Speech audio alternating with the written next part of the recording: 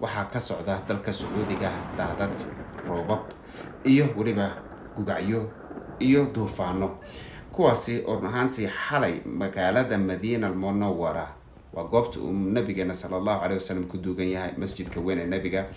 waxaa magaaladaasi xalay qaaday qaarkiis qaybo kamid ah waa duufaano iyo daadad isla socda, waliba oo cabsi ahaa saacadaha ay socdeen. waxaana sidoo kale loo sheegay shacabka iyo dadka imaanaya cimrada u imaaday in ay taxadaraan.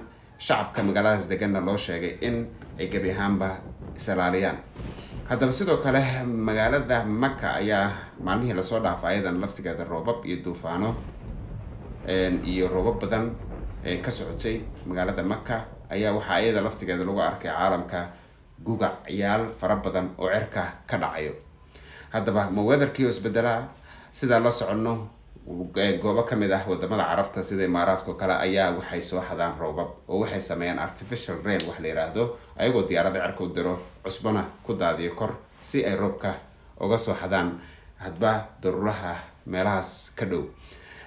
marka ma mid gacanta lagu sameeyaa ma mid Ilaahay baa keenay, wallahu a'lam. anigu garan maayo, bal adiga hadaad garanayso commentiga noogu reeb.